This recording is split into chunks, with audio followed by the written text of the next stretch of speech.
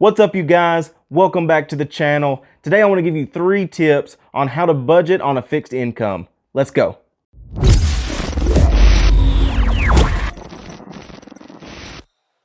So tip number 1 is a written budget.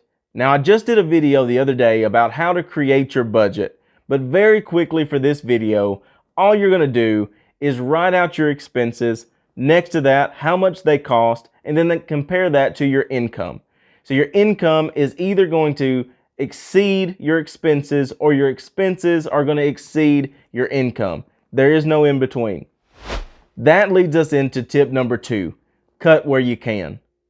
If your expenses outweigh your income, then you're going to have to cut something in those expenses in order to balance your zero-based budget. Now, I don't know what you're willing to cut inside of your own budget, but I can tell you that I've walked a lot of people through their budgets, and there are a couple items that have pretty much been across the board that were able to be lowered, and I'd like to share those with you. The first one would be insurance. You would be surprised how many people I've sat with while on the phone with their insurance agent who said to them that because they called that day, they found a discount for their current policy. No changes had to be made. Nothing had to be mailed in. Nothing had to be signed. Because they called in, they found a discount. Guys, try that out. It's really as simple as they don't want you to go to another company and they're lowering your bill for you. The same can be said for TV providers. I remember when we had Dish Network and DirecTV, and we would just, at the end of each contract, we'd call the other one and back and forth. And sometimes they would just lower it so much that they would beat the other company. So try that. That's one thing that you can try that I think, in my experience, has been able to lower bills without having to do anything at all besides make the phone call. Try that.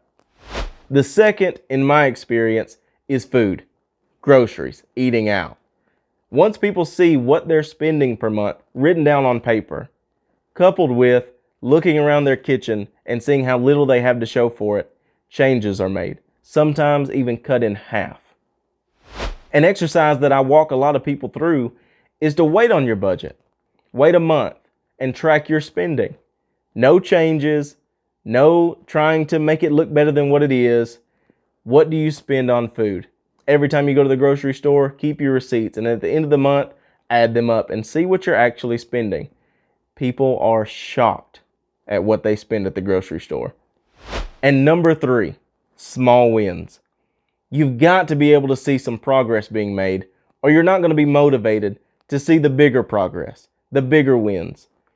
I've talked to so many people, I've walked so many people through budgets where if they can just get that first bill paid off, that first little loan, and maybe that's a cash advance loan that you just had to have to get through. Maybe it's a small bank loan that you had to have just to get through. Whatever it is.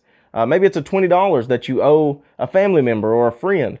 But those small wins, getting that stuff taken care of through the first 2 things, can make a huge difference. It can motivate you so much to be able to see that I'm knocking things off my list. Write those things out. Write your goals out. Write your wins that you want to see out. And start knocking them off one by one, smallest to largest. If it's $5 you owe someone, take care of it. That $5 is one that you get to mark off, and that becomes addicting. That becomes fun, being able to mark off things, getting people paid back, which frees up more money, especially when it's a monthly occurrence. When you start knocking those things out and adding more money to your income by not spending as much and cutting in other areas, you're able to start making some significant progress. I'll never forget, I had a conversation with somebody who was walking through their budget, and they were doing this. They were doing this exercise of small wins and paying small things back, and it didn't make a big difference in their monthly income. It was just things that needed to be cleaned up, $20 here, $50 here. And when they got to a certain point where they didn't have to do that, they had the extra money, and they didn't owe anybody anything other than their loans that they had taken out. And I'll never forget this. He got to where he could pay his car off. And he had the money. The money was sitting there. And he came to me and he said, I've got the money. I can pay this off, but I really like having this sitting here. And I remember looking at him and said, This is what I said to him. You've worked so hard to be able to get the small wins taken care of. Why is that? And he said, because I believed that it would make a difference and it would help me get to where I am now. I said, absolutely. So now, where's the rest of your goals? Where are the rest of your wins?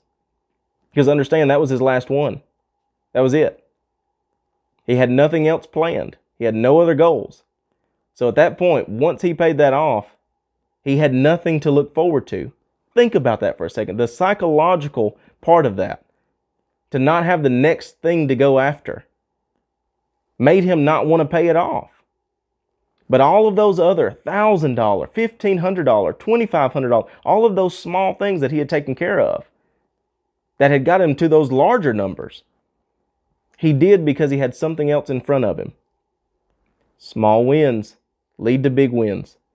But once you get to those big wins, if you don't have one to follow it up, you'll get less motivated. I've seen it happen.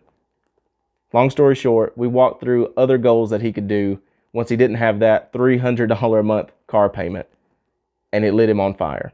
He paid that thing off, and he went on to knocking out several more very large wins and is doing really well today. So those are my 3 tips. If you watch the video all the way through, make sure you put no limits with an exclamation point in the comments below. I appreciate you guys. Thanks for watching.